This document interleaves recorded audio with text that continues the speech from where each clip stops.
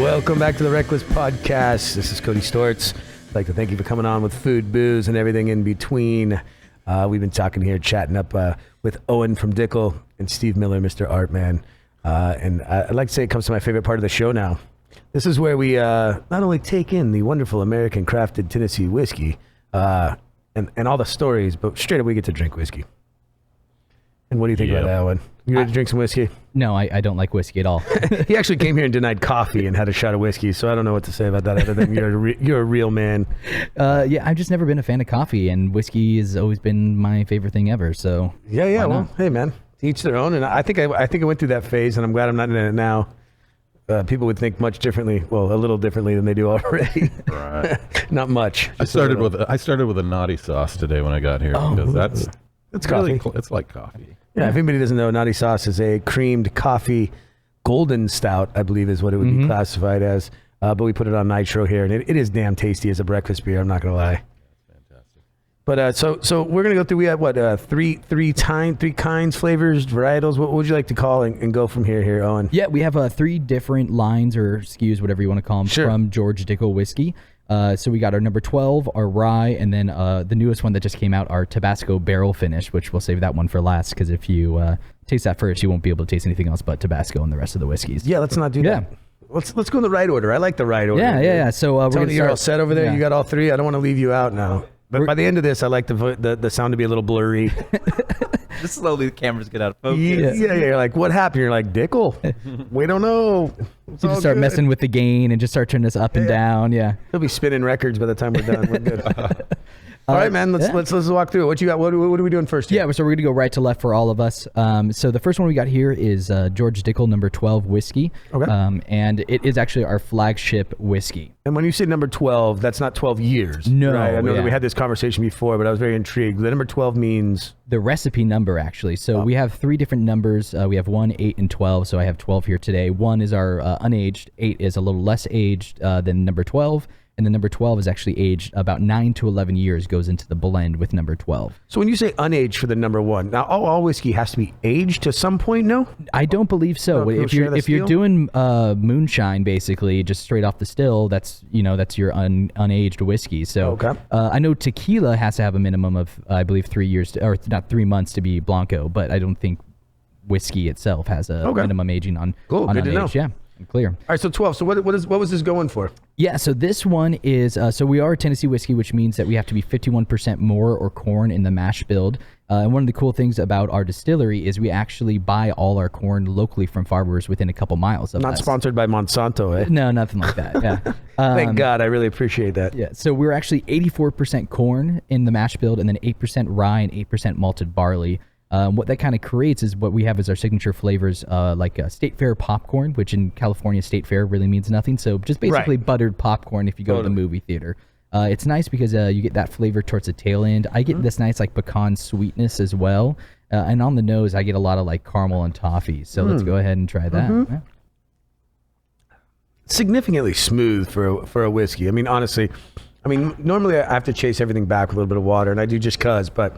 on tasting profiles, man, that's almost like Thanksgiving to me. That is delicious. Yeah. So, and I mean, you definitely get the pecan, which I wouldn't. Probably if you wouldn't have said it, I would have said walnut, just because I'm a weirdo, and I'm not from the holla. So, it's not holla. Holla. Hollow. Hollow. Well, from California. Holler. I gotta buy an ER, huh? I gotta buy a vowel. Is what's going on. All right, I'll work on it. Yeah, but one of the reasons, like you said, smooth, is we do what's actually called the Lincoln County process because Cascade Hollow is in Lincoln County, Tennessee. Right. And it's a universal standard that actually all Tennessee whiskeys have to do. There's a few that don't, but it's pretty much universal standard. Them. Yeah, no, I like them. They're good stuff. But what it is actually right off the still, we pour our whiskey into charcoal. We make these. We have these great sugar maple trees that we turn into charcoal ourselves and pour the whiskey through the charcoal, and it spends anywhere between 4 to 10 days in this charcoal, and it's just like your water filter at home. It's just removing impurities in the whiskey and creating a smoother whiskey experience. Is that where the maple flavor? I mean, I was going to say honey maple, almost kind of the agave sweetness because it's not so earthy. Mm-hmm. But is that where that's coming from, or was that put in later? That just comes from how much corn is in it, because corn is a very sweet fruit. There's a lot of sugars in it. So you're getting a lot of those flavors because of that, and then it interacts with the wood during the aging process and stuff like that. So you're getting those sweet flavors from the corn, and then the wood is turning those flavors into like what you're getting right there. So it actually doesn't add any flavor to it. It's like I said, it's just charcoal, so it's just filtering out impurities like water. It's a natural flavor that comes with just the process itself. Crazy, man. Well, I would say that's one of the smoother, especially for the price point. Now, can we mention price point? I know in the store or whatever. I mean, what's this bottle going for at Bevmo? Or so your big chains, you'll go anywhere between, I've seen it as low as $20 and as high as $26. So I don't want to give like an exact price point, but you'll get it for around $20 to $25. I'd say. And comparative, I mean, you're in the Jack Daniel's era. You're in the the Four Roses is in the same ballpark as you guys, right? Yeah. I would say this is the smoothest of the three by leaps and bounds. Thank you. I appreciate that. Yeah, Jack Daniel's is kind of kicking the back of the throat, which I know that's why people like it. Yeah. I mean, everybody has its own thing. I do love Jack Daniel's. I grew up on it. I drink it often, but this is smoother and better. No, yeah, I think Jack has its place. I mean, when you're at a bad country show and you want to end up naked and throwing up in the parking lot, Jack Daniel's is great, dude. I actually have a huge... He didn't even have a comeback to that, dude. I'm just kidding. I do love Jack. Yeah. It's a little harsh for my taste, but I'm a wuss when it comes to that stuff. I mean, I have a huge appreciation for Jack Daniel's. America just became a brown spirits country again. Yeah. From like the 50s on, we've been clear spirits, vodkas, and gins. And Jack Daniel's definitely did its best to help keep the brown spirits industry alive. Brown power. When it was a vodka gin nation. So I have a huge appreciation for them because of that. All right, what's next, man? That was severely smooth. But what's the next step up, man? So we're going to go for our middle one here. This is actually our rye. And like I was saying, this isn't a Tennessee whiskey because our rye is 95% rye content on this. Right. And then the other 5% is a mix of corn and malted barley. So it's not considered a Tennessee whiskey because it can't be classified as that. So it's a rye whiskey that we make, and it's absolutely delicious. We do the charcoal mellowing on this one, but we actually do it post-aging rather than pre-aging. So it creates a different experience. Our rye, I like it because it has a very clove-heavy front end to it. And then you get that nice rye spice, but it's still very mellow on the burn on the back end because of the charcoal mellowing. Absolutely. What's the proof on this thing? Both of these are 90 proof, so 45% ABV. They really drink smooth, man. I mean, this is what we use in our well. I think it goes really well in old fashions. I think that the overall carryover just creates a nice cocktail in general, or straight up, obviously, on the rocks. But, I mean, this is definitely not the kick in the face that other whiskeys are. And by kick in the face, I mean alcohol punch. Yeah. Right? I mean, flavor-wise, this is definitely for full circle. Mm-hmm. It's great. I mean, like the number 12, you can do a fantastic old-fashioned with it, and I suggest you can get like some Aztec chocolate bitters or maybe even some walnut bitters to kind of change up the old-fashioned and enhance the flavor that's already in the whiskey. The rye makes one of my favorite Manhattans, if you like vermouth. So, I mean, it's universal. And, you know, all the original cocktails, the old-school Prohibition-era cocktails, were originally rye cocktails. It was bourbon became popular in the 50s and 60s, and then all their, like, you know, our old-fashions, our Manhattans, our sidecars, and things like that all switched to bourbon, and now rye is making a huge resurgence, which is great because our rye is around the same price point as the number 12, and it's a very inexpensive rye for the quality that you're getting. Yeah, it's an everyday booze, man. Yeah. I mean, that's one of those things you can have every night, and it's not going to overpower or kill you or take you under or drown you when you're not going. But that's very drinkable, man. You know, the interesting thing is I always find, and you tell me if I'm wrong, I mean, like I said, I'm always learning about new things, but bourbons are always much harsher than rye, correct? I mean, yes and no. Everyone's palate is different. Definitely because of the hard charring of bourbon. You definitely get some sweeter flavors, but it definitely is a little harsher on the palate for me as well on that one. But I've heard people say bourbon is the smoothest thing that they've ever drank, and then I've heard people say ryes are the smoothest thing they ever drank. Everyone's palates are very different, so it's very hard for me to say like, yes, you're right, because you are right to yourself, where it's like, you know, Steve might have a different palate and say, no, I actually think bourbon's harsher than peaty Scotch. Yeah, everybody has this thing. I always tell people, I said, food's subjective. I can never have 100% win when I'm cooking for a party. Yeah. And it's just because, you know, that what I like in food, the person next to me thinks is absolutely gross.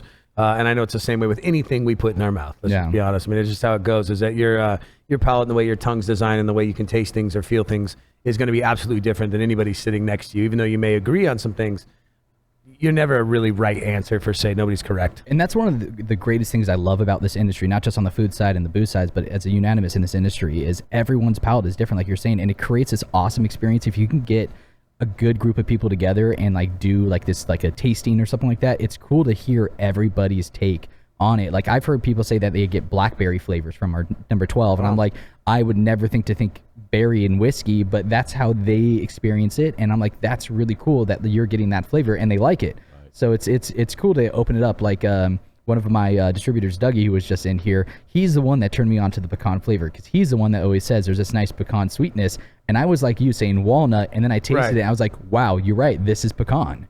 Yeah. No, it's correct. You know, I mean, it's cool, and you know, I think that you know, the late Anthony Bourdain said it best, is that food and drinks are the one things that really do bring people together. It doesn't matter what language you talk or whatever, but that is what brings people together, and that's part of this. It's awesome. And drinking any sort of booze, and even like the moonshine era and the mashes that, you know, you have in other third world countries and things that they only drink there, it's to bring them together.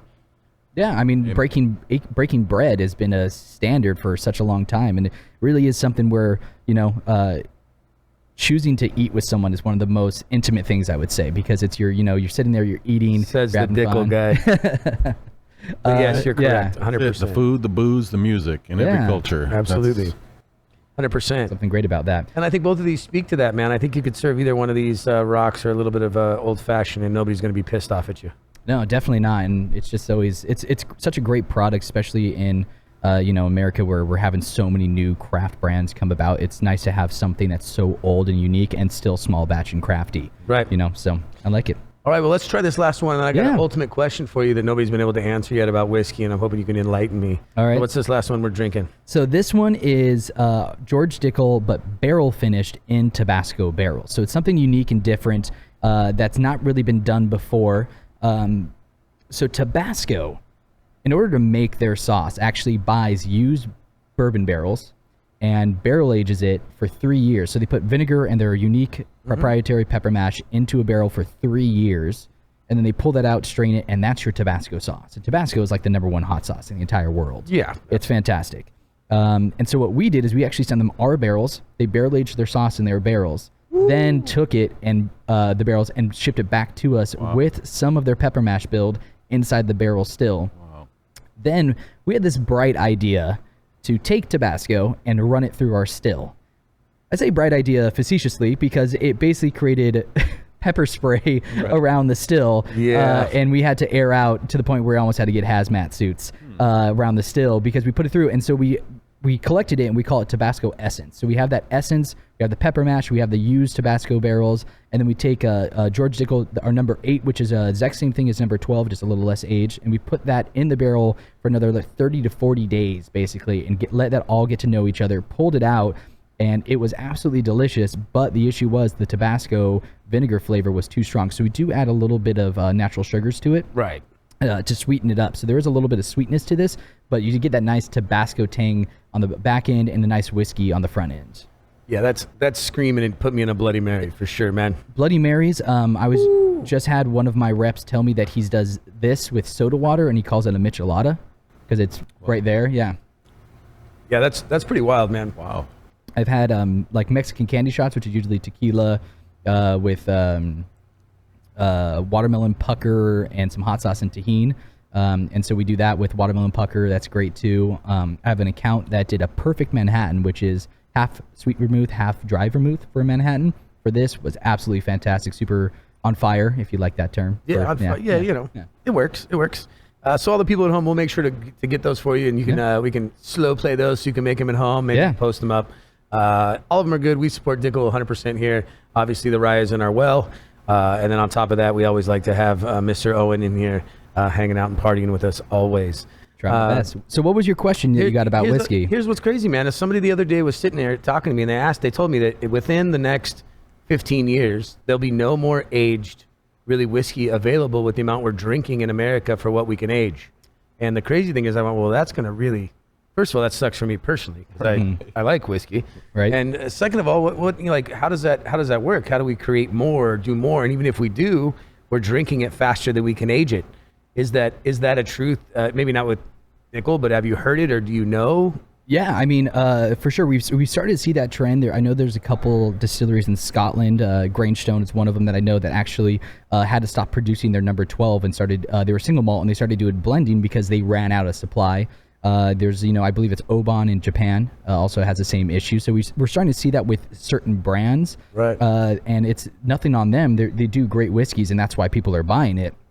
But it's hard to project what you're going to sell because, unlike clear spirits, vodka, and gin, we have to spend, with like Tennessee whiskey, a minimum of 4 years, in the barrel. Right. We do a minimum of 6. But so it's like we have to project 4 years out. It's like, well, where's this whiskey going to be in 4 years? Are we going to be overproduction and have this tons of backstock? Are we going to be underproduction because we can't sell enough? It's like all this weird stuff. And that's every whiskey distillery has that issue, or any distillery that does any type of aging for it. I know there are some scientists right now that are dedicating themselves to figure out a way to do hyper aging is what it's called, where they don't have to spend so much time in the barrel, but still get the unique flavors. Right, I heard about aging. that almost in a sous vide method, where you heard the tank up, you have the wood that goes inside of it, you actually extract with heat the minerals and the good parts and bad parts over time. You can do like 10 years in 1 year. Yeah. At exactly 97 degrees or whatever it may be. And that's what they're working on. My thing is, are we going to lose that handcrafted machine weld at that? I mean, the rumor first got to me because we were buying Macallan 18. They're literally not producing Macallan 18 anymore. Yeah. It's going to go away. It's going to go 12 and then 25. It's really weird with that kind of stuff. When it comes to hyper aging, the big thing with aging whiskey is it's the amount of time it spends in the barrel, because the barrel breathes. Oxygen flows in and out of it. So, if you, buy any type of unaged moonshine at your local store, put it into a mason jar and get some wood chips and put some wood chips in there and like let it sit and age for like 3 months, you'll get like equivalent to a 12-year aged whiskey. But because oxygen hasn't actually spent 12 years going in and out of the whiskey, you'll get the like same woody notes to it, but it won't be as delicate as a 12-year aged whiskey, because unaged whiskey is a little bit harsher because it hasn't had that time.